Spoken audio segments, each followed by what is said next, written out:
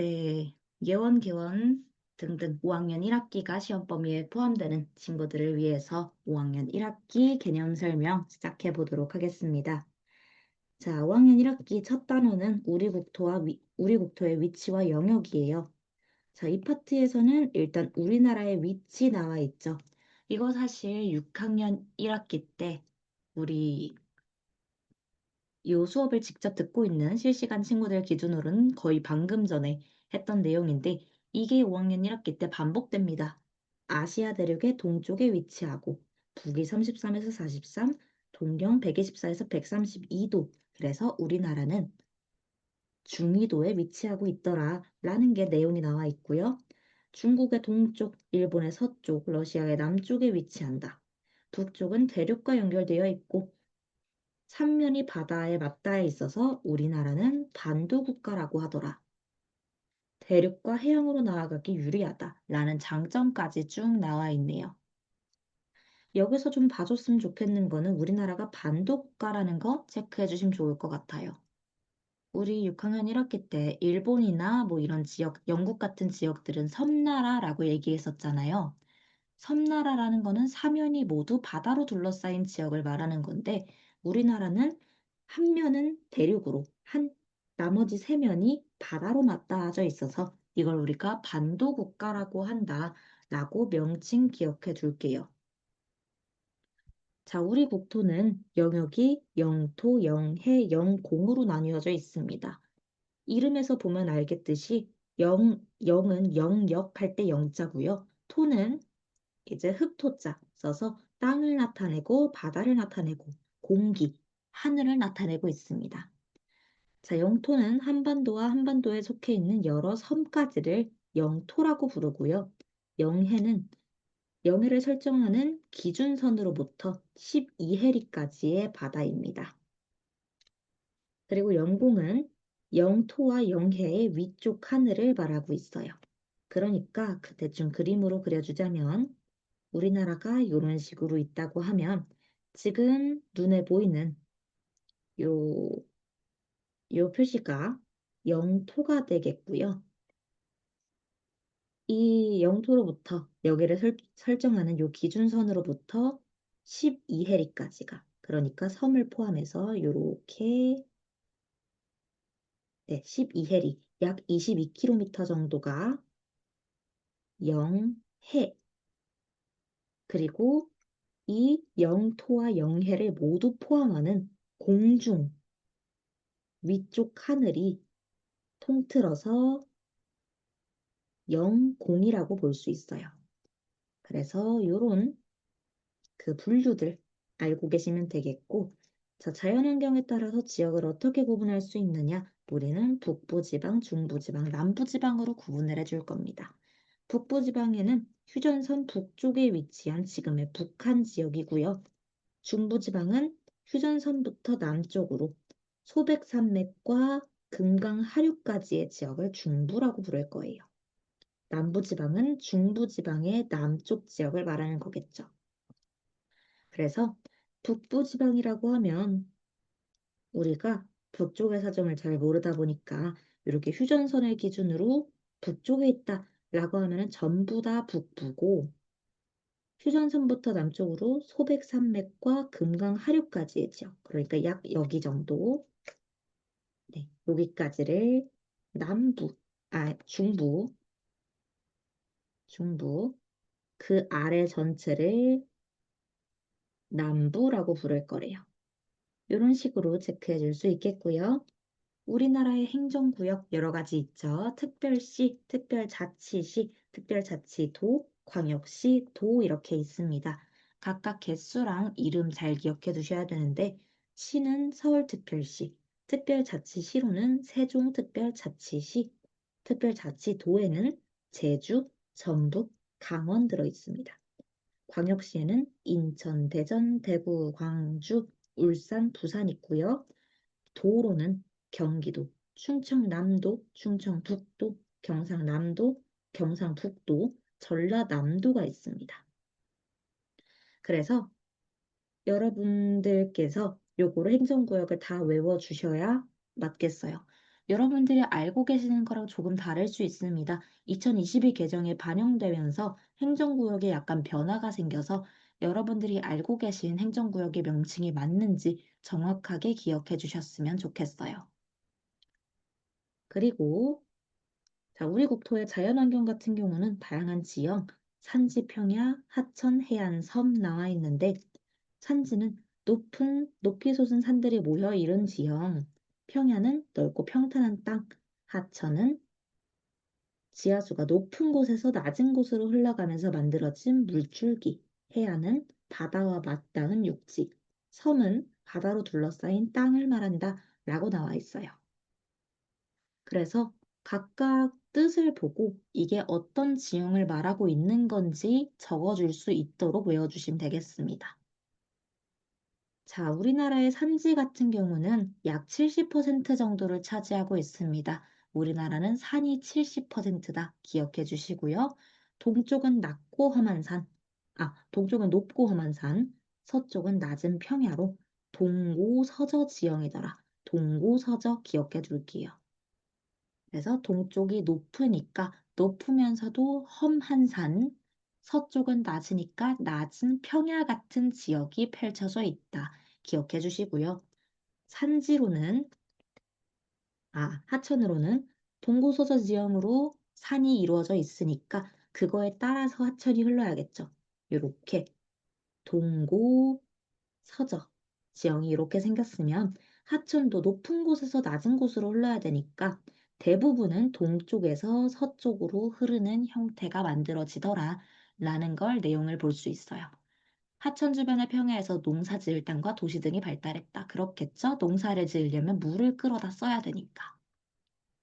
그리고 해안가 지역에서는 동해안, 서해안, 남해안 구분해 줄 수 있는데 동해안 같은 경우는 해안선이 단조롭고 모래사정이 펼쳐져서 해수욕장이 발달해 있다. 서해안에는 해안선이 복잡하고 섬이 많으며 밀물썰물차가 커서 갯벌이 발달해 있더라. 남해안에는 똑같이 해안선이 복잡하고 크고 작은 섬이 많아서 다도해, 섬이 많은 바다라고 불리더라. 라는 걸 봐주시면 되겠어요. 그래서 설명을 보고서 이게 동해안인지 서해안인지 남해안인지 여러분이 구분해 주셔야겠습니다. 생각보다 동해안을 가지고 구분하는 것보다는 서해안과 남해안을 묶어두고서 차이점을 말하는 경우가 제법 많아요. 그래서 보통 지도를 그릴 때도 선생님이 평소에는 되게 단순하게 이렇게 그리잖아요. 근데 실제로 보면은 여기 서쪽의 해안선이 굉장히 이렇게 복잡하게, 남해안도 복잡하게 이루어져 있고, 갑자기 동쪽으로 오니까 이렇게 둥글게 단조로운 해안선을 가진 형태를 볼 수가 있습니다. 그래서 서쪽과 남쪽에는 섬이 많이 펼쳐져 있고 해안선이 복잡해서 갯벌이나 그런 것들이 많이 발달해 있으며 동쪽에는 해안선이 없고 매끄러움으로 여기에는 여러 가지 모래사장이나 해수욕장이 발달해 있더라. 그래서 여러분들이 물놀이를 하러 주로 강원도나 부산을 가는 이유가 여기에 있어요. 강원도는 서울을 기준으로 동쪽으로 쭉 가면은 강원도가 있고요. 부산 같은 경우는 요 오른쪽 아래로 쭉 나가면 여기 동해에 있습니다. 둘 다 동해에 위치해서 모래사장과 해수욕장이 많이 발달한 지역이라서 여러분들이 여름에 바다 가자라고 하면 여길 많이 가는 거예요. 다음 우리나라의 기후. 자, 기후에는 중위도에 위치해서 사계절이 나타나고 계절별 기온차가 크더라 라는 거 볼 수 있습니다. 아까 우리 그 6학년 1학기 파트에서 중위도에 위치해서 사계절이 나타난다. 요거 잠깐 했었잖아요. 위도로 인해서 계절이 나타난다라고 했었는데 우리나라는 위도 0도에 해당하는 적도를 기준으로 북위도에 위치해 있고 북반구에 위치해 있고 여기 그중에서도 저위도, 중위도, 고위도 중에 여기 중간 중위도에 위치해 있습니다. 그런 특성상 일단 북반구라고 하는 특성상 여름에는 6월부터 8월, 겨울은 12월부터 2월까지를 나타내고 있고요. 그리고 중위도라는 특성상 계절이 고르게 나타난다는 특징이 있습니다.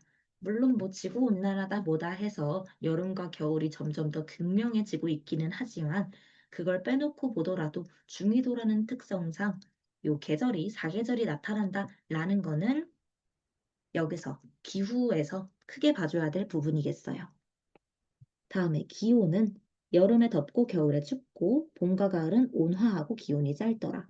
강수는 여름에 비가 많이 오고 겨울에는 눈이 내리고 바람은 여름에는 남동쪽에서 덥고 습한 바람이 겨울에는 북서쪽에서 차갑고 건조한 바람이 분다 라고 나와 있어요. 이건 넘겨볼게요.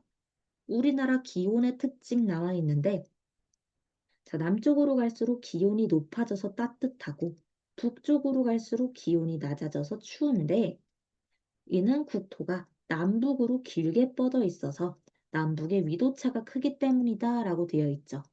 이거는 이렇게 설명해 줄 수 있어요. 우리 아까 위도에 따라서 온도 차이가 난다고 했던 거 기억해요? 우리나라는 이렇게 남북으로 길게 뻗어져 있는데 남쪽으로 갈수록 기온이 기온이 높아지고 북쪽으로 갈수록 기온이 낮아진대요. 이건 왜 그래? 요 밑에 적도, 위도 0도를 하고 있는 적도를 기준으로 우리 저, 중, 고위도로 나누고 있었잖아요. 우리나라는 중위도에 위치해 있다고 했어. 근데 그렇다고 해서 우리나라가 위도 차이가 없는 건 아니잖아. 남북으로 길게 뻗어 있으니까 우리나라는 북이 33에서 43도까지의 10도가량의 위도차가 나타나요. 근데 위도라고 하면 0도에서 90도까지의 지점을 위도라고 한단 말이야. 그 중에 9분의 1을 우리나라가 가지고 있는 거야. 그렇다 보니까 여기 33도 지점의 기온과 43도 지점의 기온은 차이가 날 수밖에 없는 거죠. 적도와 가까울수록 햇빛과 빠르게 맞닿고 더 정면으로 맞닿기 때문에 더 덥다고 했어요. 태양과 더 많이 맞닿는 이 33도 지점이 더 덥고 끝으로 갈수록 극지방과 가까워지기 때문에 비교적 기온이 낮아진다라고 설명했었습니다. 그리고 태백산맥이 차가운 북서풍을 막아주고 동해의 수심이 깊기 때문에 동해안이 서해안에 비해 여름에 시원하고 겨울에 따뜻하다라고 나와 있네요. 이건 우리나라의 육지의 장점이에요. 자, 우리나라 이렇게 있으면 태백산맥이라고 하면 요쯤에 이렇게 길게 나와 있는 게 태백산맥입니다. 요 특성상 우리가 겨울철의 바람은 북서쪽에서 불죠. 북서쪽에 겨울에 춥고 건조한 바람이 불게 되어 있는데 이 바람을 요 태백산맥, 높고 험준한 요 태백산맥이 막아줘요. 그렇다 보니까 요 동쪽 지방은 서쪽 지방에 비해서 바로 춥고 건조한 바람을 맞는 서쪽 지방에 비해서 따뜻한 기후가 나타나는 거예요. 자, 이런 식으로 우리나라의 육지에 대해서 봐주시면 되겠고요. 다음에 내륙 지역은 겨울철 찬바람에 공기가 쉽게 차가워지는 반면 해안 지역은 바다의 영향을 받아서 기온 변화가 크지 않기 때문에 해안 지역이 내륙 지역보다 겨울에 더 따뜻하다라고 되어 있네요. 자, 예를 들면 이것도 자, 인천과 서울을 비교해 볼게요. 인천은 이렇게 휴전선을 기준으로 해서 인천은 요 옆에 서해안을 끼고 있고요. 서울은 비교적 내륙 지방에 위치해 있어요. 서울에서 어디를 가도 바다를 볼 수 있는 지역은 없잖아요. 서울은 이렇게 안쪽에 위치해 있습니다. 이렇게 가까운 두 지역을 두고 봐도 실제로 차나 지하철을 타고 가도 서울에서 인천까지는 1시간 내지 1시간 반 정도가 걸립니다. 두 지역을 두고 봐도 같은 날씨여도 인천이 조금 더 따뜻한 걸 볼 수가 있어요. 그 이유가 바로 옆에 바다를 두고 있기 때문입니다. 서울에는 한강 있잖아요 할 수 있는데 바다가 받아들일 수 있는 온도와 강이 받아들일 수 있는 온도는 달라요. 아주 추운 겨울날 강은 얼어요. 근데 바다는 대체로 얼지 않습니다. 이런 식으로 아주 가까운 거리라고 할지라도 바다와 맞닿은 지역과 육지만 있는 지역은 기온 차이가 있더라라는 걸 봐주시면 좋겠어요. 그리고 우리나라 강수량 같은 경우는 우리나라 연평균 강수량은 1300mm 정도로 세계 평균보다 많은 편이고요. 절반 이상이 여름에 집중되어 있어요. 그걸 우리가 보통 장마라고 부르죠. 북쪽에서 남쪽 지역으로 갈수록 강수량이 많아지고 해안 지역이 내륙 지역에 비해 강수량이 더 많습니다. 그래서 어느 쪽이 더 많은지 비교해 주시고요. 강수량 차이에 따른 생활 모습은 비가 많이 오면은 집터를 주변보다 높여서 도둠집이라는 걸 만들고 겨울에는 많이 내리는 지역에서 눈이 집 안으로 들어오는 걸 막기 위해서 우대기라는 외벽을 설치했다라고 볼 수 있어요. 우대기라는 건 그러니까 지푸라기 같은 걸 모아서 이렇게 두꺼운 벽 같은 걸 만들어요. 지푸라기를 모아서. 그래서 집 밖에 그 담장이라던가 아니면 집 벽에다가 요거 이렇게 한 단 더 덧대서 보온성을 강화하는 걸 우대기라고 말을 해요. 그래서 터도솜집과 우대기 두 가지 기억해 둘게요.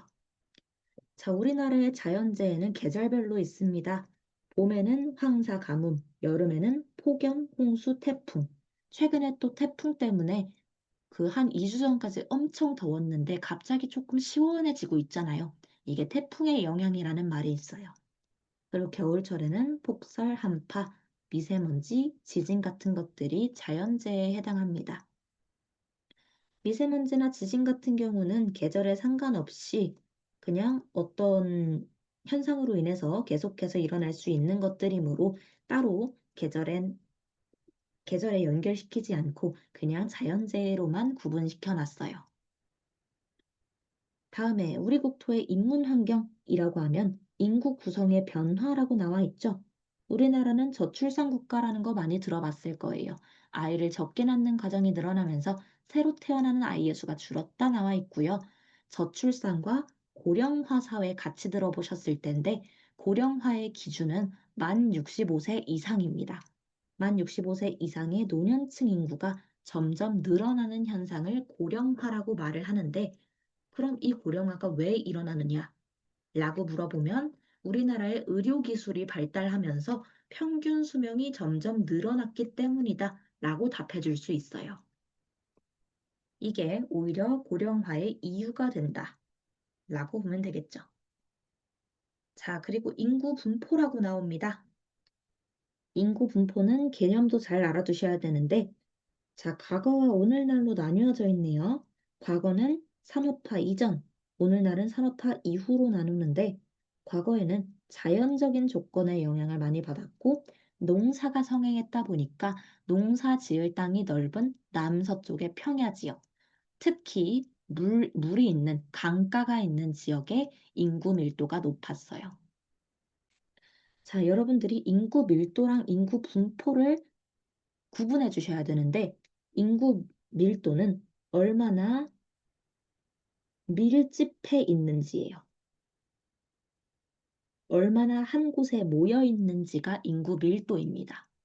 인구 분포는 뭐냐면 얼마나 여러 군데에 그 모여 있는지라고 할게요. 모여 있는지. 혹은 여러 군데에 혹은 어디에 모여 있는지라고 적어주겠습니다.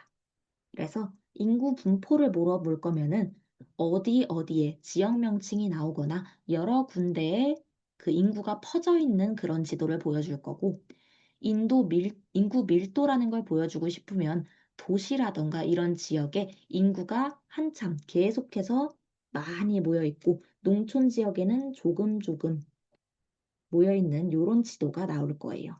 그래서 인구 분포랑 인구 밀도는 비교해 주셨으면 좋겠고, 오늘날에는 산업화가 되다 보니까 도시로 사람들이 많이 모이게 되었어요.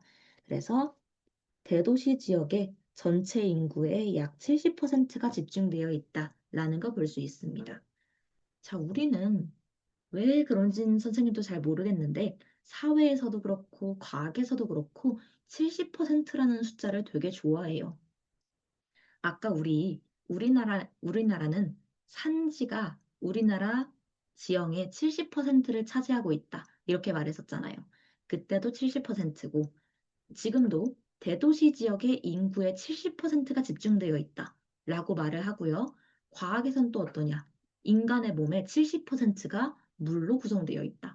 라고 말을 하고 우리 공기에서는 자, 산소와 이산화탄소의 그 농도가 70% 이상을 차지한다. 라고 말을 해요. 아, 이산화탄소, 산소, 질소의 밀도가. 그래서 우리 그 사회나 과학 쪽에서는 요 70%라는 숫자를 굉장히 좋아하는 숫자로 여기고 있는 것 같습니다. 그래서 여러분들이 인구 분포랑 밀도의 특징, 그리고 산업화 이전과 이후에 어떻게 되었는지 이런 걸 잘 기억해 두시면 좋을 것 같습니다. 자, 다음에 인구 분포의 불균형으로 인한 문제 나와 있는데 아까 했던 거예요. 산업화로 인해서 나타났던 문제점 했던 거 있죠. 자, 인구가 늘어나는 지역, 도시화 현상이 일어났다 그랬어요. 도시에서는 주택이 부족해지는 문제가 일어났고, 교통, 혼잡, 공간 부족해졌고요. 환경 오염 일어났고요. 줄어드는 지역, 촌락에서는 노동력 부족해지니까 일손 부족해졌고, 교육이나 시설이 부족하고, 편의시설이 부족해지는 문제가 일어났습니다. 그래서 이거는 인구 분포의 불균형으로 인한 문제니까 도시와 촌락 이 두 가지로 구분해서 비교해 주시면 됐어요. 밑에 산업 발달의 변화 모습이 있는데 이거 6학년 1학기 때 한 거랑 똑같습니다. 1960년대 이전까지는 소규모의 가내수공업 형태로 물건을 생산했어요. 그래서 60년대까지는 아주 소규모의 노동력을 필요로 하는 경공업 등의 산업을 했었고요. 그리고 필요한 재료를 쉽게 얻을 수 있는 원료 산지의 산업이 발달했다라고 되어 있습니다. 근데 이후로 오니까 보통 공장에서 대량 생산을 하기 시작했어요. 그래서 60년대 이후 70년대로 오면서 갑자기 중화학 공업이 성행하게 되면서 공장, 원료, 화학 이런 것들이 성행하게 되고 필요한 원료를 바로 수입하거나 완성품을 수출하기에 편리한 남동쪽의 해안가에 중화학 공업단지가 형성되어 있다고 합니다. 그래서 중화학 공업단지, 남동쪽 해안가 기억해 둘게요. 특히 우리가 울산이나 포항 쪽 많이 이야기합니다. 자, 교통 발달의 변화 모습 보면은 1980년대에 철도가 발달했고요. 18년도에는 고속국도에 발달하면서 생활권이 확대됐고 산업 발달이 촉진됐고 지역 간 교류가 증가했다. 이런 말들 나와 있어요. 그래서 발달과 고속국도의 발달을 아까 6학년 1학기 때는 우리가 남북의 노력 파트에서 경제적 노력으로 보기도 했다. 라고 다른 학기의 내용과 연관지어 생각해 볼 수도 있겠네요. 넘어와서 인권을 존중하는 삶이라는 단원이 나왔어요. 인권이라고 하면 우리 지금까지는 주권, 국민 주권, 기본권 이런 내용을 배웠었어요. 이번엔 인권인데 이는 사람 인자입니다. 사람이기 때문에 당연히 누려야 되는 권리를 인권이라고 부르고 있고요. 태어날 때부터 당연하게 주어지는 권리예요. 이 인권은 다른 사람이 함부로 빼앗을 수 없고요. 인권 신장을 위해 노력한 몇 인물들 알아두셔야 됩니다. 허균, 방정환, 전태일, 헬렌 켈러, 마틴 루서 킹, 넬슨 만델라 등등 있는데 각각 어떤 일을 했던 사람인지 기억하셔야 돼요. 그래서 허균, 이제 홍길동전, 방정환, 어린이날, 전태일, 근로자, 헬렌 켈러, 여성 노동자 장애인, 마틴 루서 킹 흑인 인권, 넬슨 만델라도 흑인 인권 신장 운동을 했습니다. 근데 만약에 마틴 루서 킹과 넬슨 만델라 헷갈리잖아요. 둘 다 흑인이네 어떡하지 할 수 있잖아. 그 중에서도 뭔가 본문이 나와서 나는 꿈이 있습니다. 뭐 이런 식으로 시작되는 내용이 나오면은 요거 마틴 루서 킹 혹은 마틴 루터 킹이라고 적어주시면 돼요. 여러분들이 편한 거 여러분 교과서에서 배운 내용으로 적어주시면 됩니다. 자, 그리고 인권 신장을 위한 과거의 제도 나와 있는데 요거 잘 봐주십시오. 격쟁 신문고 상원 요거 3개 정도는 비교해 주셨으면 좋겠어요. 자, 내용은 간단합니다. 격쟁 이름부터 좀 시끄러워 보이지 않나요? 격쟁은 징이나 꽹과리를 쳐서 시끄럽게 해가지고 임금 행사 때 억울함을 호소하는 제도예요. 신문고는 이번엔 북을 두드립니다. 북을 두드려서 내가 억울하다라는 걸 알리는 제도예요. 상언이라는 건 언자가 언어할 때 언자예요. 그래서 내가 억울하다 하면은 그걸 문서에 써서 알리는 게 상언입니다. 그래서 전부 다 내가 뭔가 알리고 싶은 일이 있을 때 행하는 제도인데 격쟁은 시끄럽게 징꽹가리, 신문고는 북을 쳐서, 상어는 문서에 써서 알리는 거다. 라는 걸 차이점을 두고 비교해 주셨으면 좋겠어요. 그리고 삼복제라고 있는데 이건 오늘날의 삼심제, 삼심제도라, 삼심제도, 삼심재판과 같은 뜻을 갖고 있습니다. 판결할 때 신분에 관계없이 3번의 재판을 거치는 거고요. 여기서 포인트는 신분에 관계없이입니다. 그리고 법의 의미와 역할 나와 있죠. 자, 법이라고 함은 누군가가 만든 강제성이 있는 규칙이다. 강제성에 체크해 주세요. 자, 가끔씩 법과 규칙의 차이에 대해서 문제가 나옵니다. 이 두 가지의 가장 큰 차이는 강제성이 있냐 없냐예요. 그러니까 법을 어기면 제재를 받아요. 규칙을 어기면 제재를 받을 수는 있지만 얘는 나라에서 행하는 어떤 커다란 제재를 받지는 않는 거죠. 그냥 한 공간에서, 한 집단 내에서 지켜야 되는 그런 것이지 법처럼 꼭 강제성이 있고 법을 어길 시 국가적으로 제재를 받는 건 아니란 말이죠. 그래서 법과 규칙의 가장 큰 차이점이 뭐냐라고 물으면 강제성을 대답해 주셔야겠습니다. 무조건 지켜야겠고요. 법이 사회의 변화에 맞지 않거나 인권을 침해할 때에는 법을 바꾸거나 다시 만들 수 있다라고 되어 있어요. 물론 다시 만드는 건 국회가 하는 일입니다. 자, 법의 역할로는 개인의 권리 보장, 사회 질서 유지, 일단 두 가지 될 수 있는데 개인의 권리라고 하면 인권이 여기 포함돼요. 개인의 생명과 재산을 보호해주고 분쟁을 해결해주고 개인정보를 보호해줍니다. 그리고 사회 질서 유지로는 교통사고를 예방하고 범죄로부터 보호하고 환경 파괴와 오염을 예방하는 역할을 합니다. 그래서 개인에 따른 보장 아닌지 사회 질서를 유지하기 위한 것인지 요거에 따라서 법의 역할이 달라질 수 있겠어요. 또 재판 나와 있습니다. 법원에서 행하는 건데 재판은 구체적인 소송 사건을 해결하기 위해서 법원이나 법관이 판단을 내리는 걸 말해요. 법을 지키지 않을 때는 재판으로 다른 사람에게 피해를 준 사람의 권리를 제한하기도 한다라고 되어 있네요. 재판에 어떤 인물들이 등장하는지 볼게요. 여러분들은 이미 판사는 잘 알 거예요. 검사, 피고인, 변호인 이게 누군지 각각 좀 체크를 해두셔야 되죠. 여러분들이 이런 법과 관련된 영화나 드라마에 관련이 있다면 제법 많이 접해봤을 법한 내용이에요.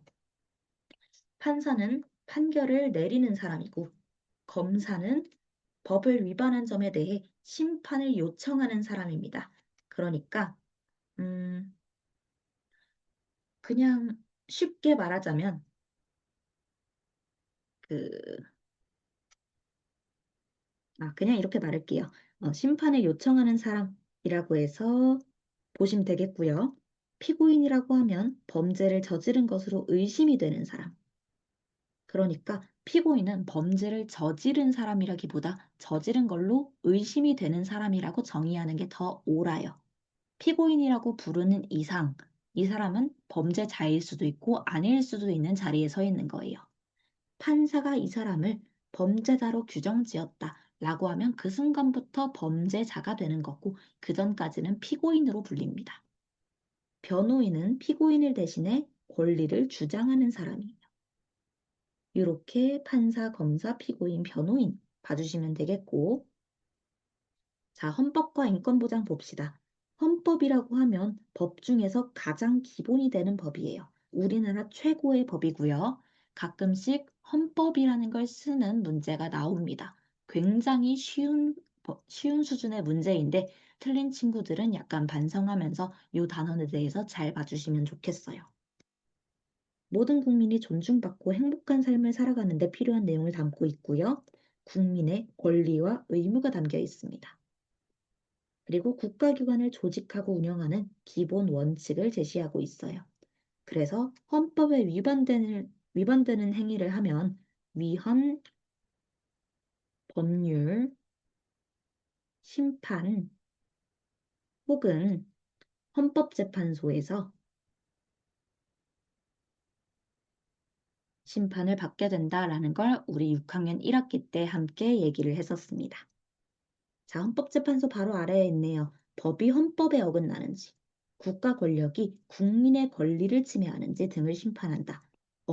헌법에 어긋나는지 뿐만이 아니라 국민의 권리를 침해했을 경우에도 이 헌법재판소에서 심판하게 된대요.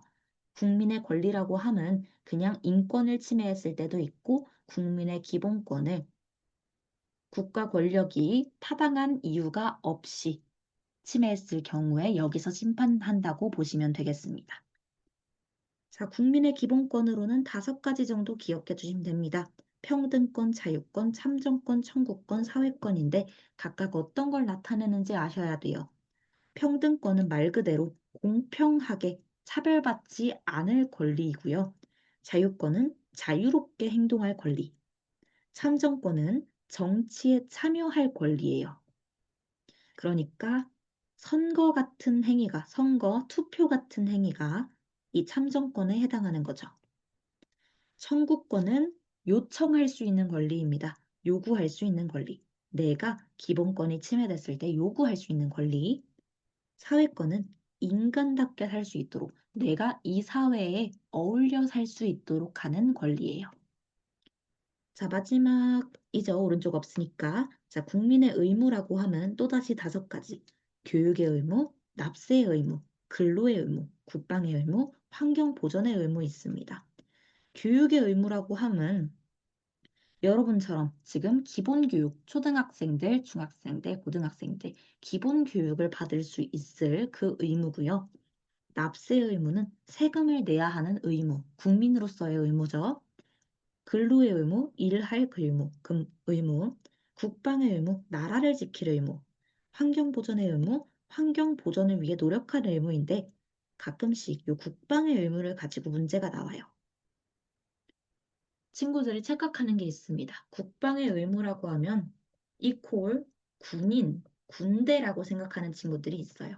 물론 맞습니다. 나 군대에 들어가 라고 하면 나 국방의 의무를 그 시행하러 들어가 라는 식으로 많이 말을 하죠.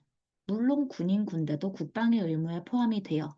근데 그러면 군대는 남성만 가니까 그럼 여성은 국방의 의무가 없는 거네 라고 생각을 하고 선택지에서 국방의 의무는 남성만이 지어야 되는 의무다 라는 식으로 나오는 선지를 체크해버리는 친구들이 있어요.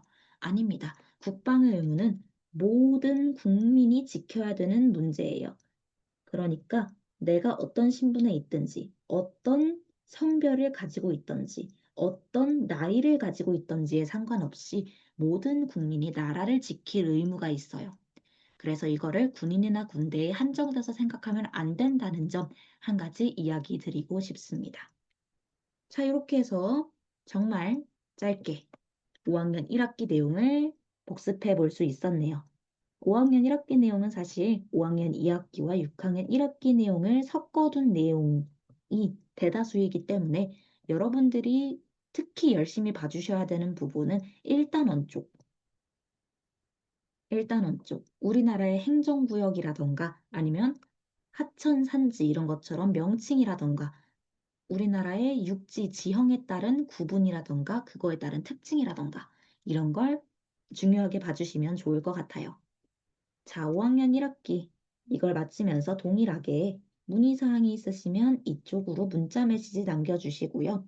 우리 8.15 특강 사회 파트도 여기에서 마무리해 보도록 하겠습니다. 다들 정말 수고 많았어요, 오늘.